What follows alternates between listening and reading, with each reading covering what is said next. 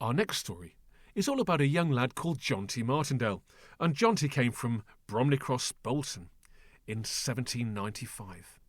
Now, he'd make his way to the beautiful city of Liverpool, and he'd watch the ships come in laden with cotton from Louisiana and Mississippi. He would then go to the warehouses and he would buy cotton.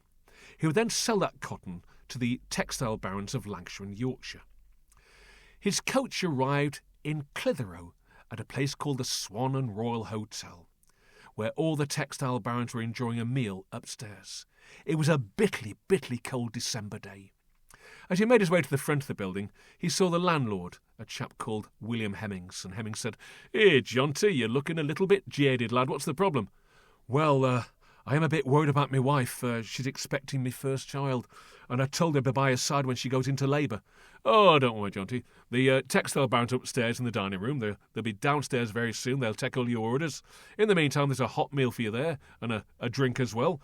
And your coach has gone round the back of the building, and your horses are being fed and watered. You'll be on your way soon, lad. Don't worry." Jonty enjoyed a very, very nice warm meal. It was so cold outside that his coat had nearly frozen to his body, so he enjoyed the rays of heat from the fire. Soon the barons came down from upstairs, and they started to take orders off him. He finished the orders and then looked out of the window. It was getting dark outside. He started pacing the windows downstairs, looking out of the windows. "Where's my coach? I've got to get home. I've got to get home. My wife could go into labour at any minute." Through the dusk, he could just make out the shape of 6 horses and a coach, and on the side of the coach, he could make out the words, "Lancaster, Manchester." "Ah, that's my coach." He left at great speed and climbed on board. Inside, it smelt damp. It smelt musty. In fact, not very pleasant at all. He became accustomed to the light and noticed there were 2 people in there with him that gave the distinct impression of being female. To his right was a woman with her head bowed down, her face disguised by a Victorian bonnet. On the other side of the coach was another young lady, her face also disguised by a Victorian bonnet, but with a baby wrapped in a blanket on her knee. The coach jutted forward.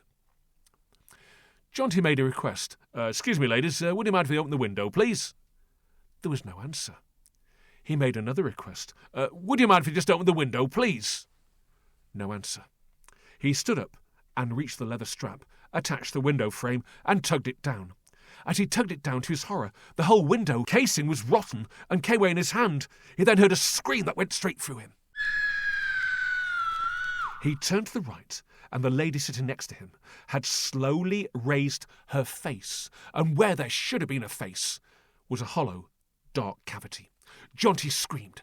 He fell out of the coach and banged his head, and was knocked unconscious on the pavements in the town centre of Clitheroe. Some 10 minutes later, he slowly got to his feet, nursing a rather nasty head wound, in a swirling blizzard.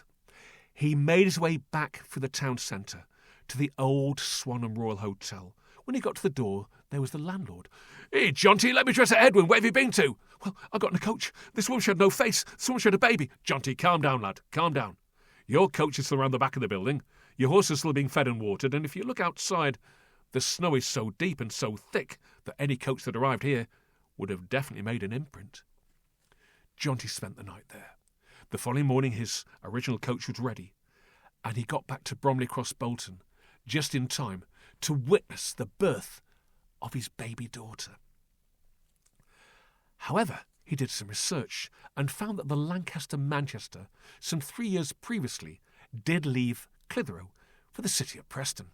To get to Preston, it had to go to a place called Chipping and over a rather dangerous road called Jeffrey Hill. A gust of wind caught the Lancaster Manchester and blew it down the ravine, killing an elderly lady, a young woman and her baby, a driver and 6 horses. It seems that Jonty may just have got onto a ghostly coach that night. They say in Clitheroe, in the early hours of the morning, the sound of a team of horses and a coach can be heard rattling through the town of Clitheroe, almost like a